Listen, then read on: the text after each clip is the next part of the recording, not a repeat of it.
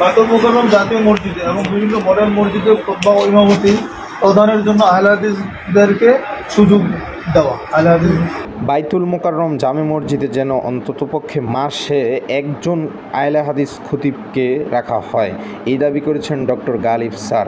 আরও কিছু দাবি করেছেন, চলুন আলোচনাটি শোনা যাক। বায়তুল মুকাররম জাতীয় মসজিদে এবং বিভিন্ন মডেল মসজিদে খুতবা ও ইমামতি প্রদানের জন্য আহলে হাদিসদেরকে সুযোগ দেওয়া। আহলে হাদিস আলেম ওলামাদের সুযোগ রাখা।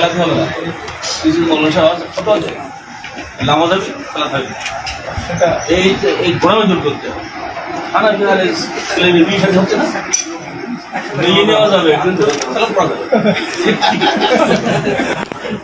এইসব ঘোড়ানো জোর করতে এটা চেঞ্জ করা উচিত আর কি। শুধুটা বলা যায় তো এগুলোর মাথায় থাকে না।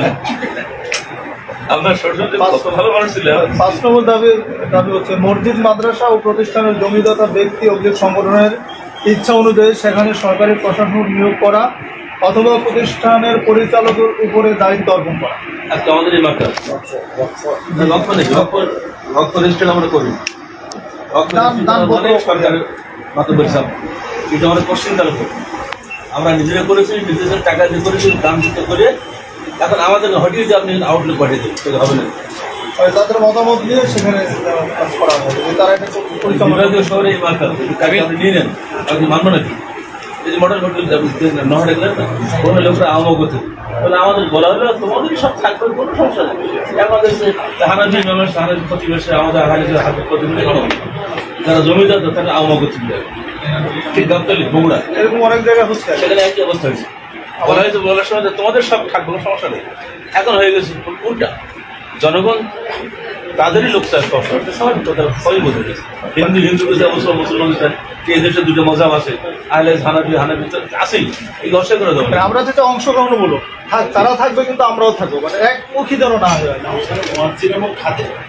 তিনজন কিন্তু আপনার আহলে হাদিস ইমাম মানে আসল জায়গায় খতিবের বিষয়টা যদি অংশগ্রহণ থাকে খুতবার ক্ষেত্রে, তাহলে মানুষ সবটা জানতে পারবে। মাসে একটা হ্যাঁ, সেটাই মাসে একটা, এটা তো আমাদের এই আমি দাবিগুলো বলি।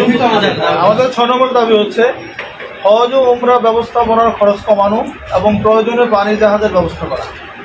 সরকারি হজ ব্যবস্থাপনা দলে আহলে হাদিস গাইড অন্তর্ভুক্ত করা। আমাদের বই আছে, বই আছে। এটা আমাদের একটা দাবি। খরচ তো আশা করি কমবে, ইতিমধ্যে ঘোষণা পেয়েছি, আমরা আশা করছি আর কি। তো সেখানে আমাদের কিন্তু বিধিমালা হলো আপনি যদি 45 জন হাজির দেন অবশ্যই আপনার ইয়ে থাকবে, আপনার একজন গাইড থাকবে। গাইড 45 গাইড সব এক সাইডে হানা দিয়ে থাকে, হাদিস থাকে না না না আপনার এখন থাকতে হবে আমাদের দাবি করে দেবেন। আচ্ছা, শিক্ষার সর্বস্তরে সিরাত, ইসলামী শিক্ষা ও